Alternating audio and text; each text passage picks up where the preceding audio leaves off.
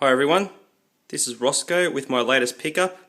As you can see, it's the Hot Toys Terminator Salvation Marcus Wright figure. Now, this was released a couple years back. As I was saying in my previous review of John Connor, I decided to go back and pick up a few of the Salvation figures by Hot Toys, released a couple years back, and I was lucky to pick them up at a good price. Still waiting on the T600, but I'm just going to give you guys a quick overview and recap of this figure. There's already plenty of reviews out there, but I just thought I'd let you know my thoughts. Alright, let's go take a look at the box. It's the same as all the other boxes in the Salvation line. They're a polystyrene box, nice and sturdy, very strong. You've got the sort of half slip cover there, and you've got Marcus Wright in the non-battle damaged and battle damaged modes there. Now, for me, this is such a good figure, it's very hard to decide how I want to display him. At the moment I've got him in the battle damage mode, but I think this is a figure I'm going to change up quite a lot. And it gets a little bit annoying when Hot Toys do things like this, because it just gives you too many options and makes you want to buy two of the figs. So, anyway, turn on the side, just like the John Connor, you have Marcus Wright. This marked the 100th, MMS by Hot Toys, meaning Movie Masterpiece Series figure. That's quite cool. And on the back, you've got all these different display options. His blue coat, his accessories, and the credits. You've got your warning there too. So now it's quite amazing how they've been able to fit most of the accessories, especially with John Connor, in these boxes. On both sides you have whole sections of the figure and parts covered by a clamshell covering. So they all sit within the foam, but just you have the plastic cover just to hold it all inside it. So it's quite clever and very compact. Accessories, you get the instruction sheet, like we always do with our Hot Toys figures. Get a knife, get the awesome shotgun with shells, has the strap on it. It's really nicely done. You get 4 spare hands, get the ones with the sort of semi-gloved hands, so there's 2 of those. The ones I've got him now are similar to that, so you get 4 of those ones and 2 normal. So the fists are the normal ones. And you get the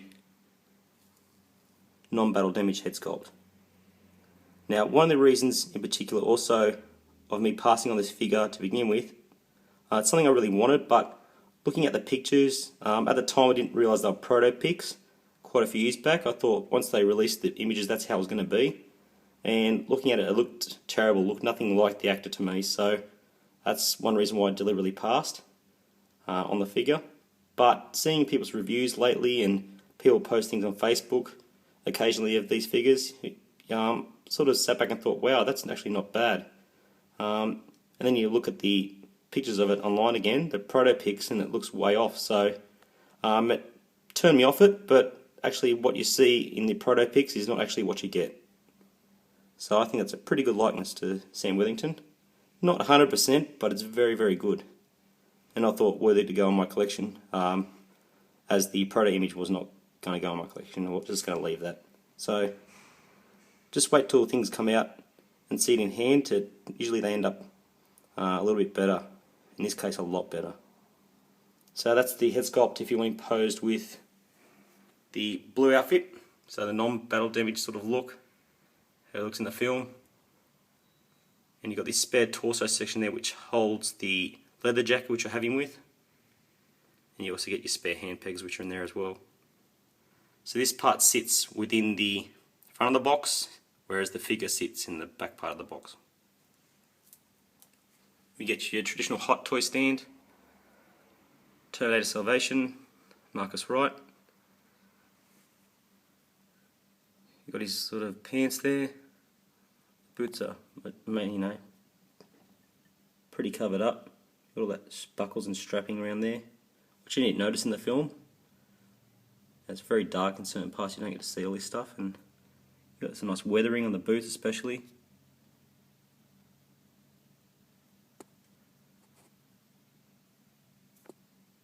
So these leather pants. This guy didn't take very long to pose. I just put him straight out of the box, put the leather jacket on, and that was basically it. He has the, I think he has the battle damaged head on him when you unbox him, and just that shirt. So he doesn't come with much on him. You have to decide for yourself what jacket and what head sculpt to put on. Now, in the film, I remember this jacket being a little bit more beat up, so I would like to see Hot Toys, rip that up and weather it a little bit more than what it is. Still looks quite nice, but it does look quite plain. In the film, you did see a lot of straps hanging off it, which I can't really see too much of here. You probably could do it if you undid all these, but I'm just going to leave it as it is. Got these shoulder pads, all the bullet wounds, so they sort of see what they've done there. They've given it some weathering there and battle damage look to it there, but there's a lot of the jacket that's not really ripped up. Would have liked to see the shirt ripped up with the exposed chest. That would have been really nice. And they could have just given us an extra shirt, and then we could have put the blue coat on if we wanted it non-battle damage. So for me, the battle damage look is sort of half battle damaged for the film. Still gets the point across, but yeah, it's not completely how he was in the film. But the battle damage head sculpt is really good.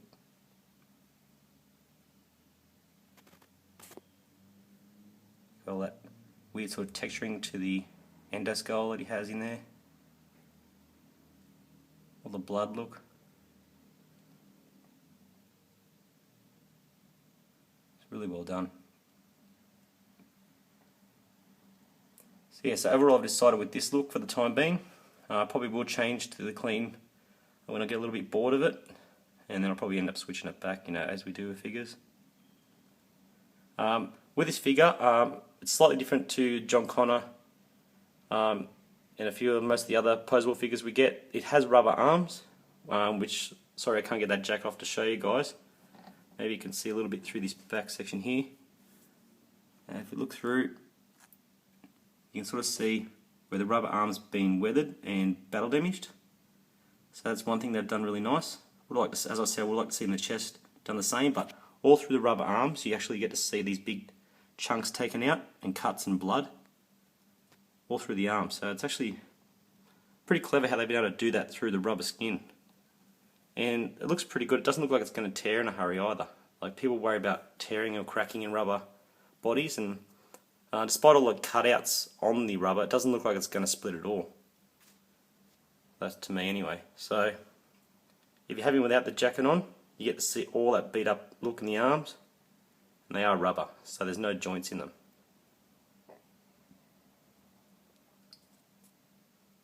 Yeah, so overall, pretty good figure. Glad to finally have it. Yeah, it's a pleasant surprise seeing this is not how I thought the figure was going to come. And it's only taken me a couple of years to pick it up, but once again, just like the John Connor figure, picked up for an excellent price, and very happy to start building on the Salvation collection, which my next purchase will be the T600 rubber skin version. So that should be coming very soon, and I'll also give that a recap. Yeah, so overall nice figure. Sometimes it's good when Hot Toys sort of delay a few figs, it gives you a chance to go pick up some old ones. So that's what I've been doing, and I'll have a whole bunch of new stuff coming soon. The City Hunter Predator I think is coming this afternoon, so I'll be waiting for that, and I'll review that the next day or two. And then obviously Thor, Black Widow, Bane, Joker, the DX11 Joker, all those will be coming within the next few weeks all at once. So I'm quite busy with reviews and unboxing, so that's quite exciting. And then the one I'm looking forward to for quite a while now is the Loki. Should be out within the next month or two, so I'll be waiting for that. Right guys, hope you've enjoyed this review or recap of this older figure by Hot Toys. Thanks again for watching, and catch you guys later. Bye.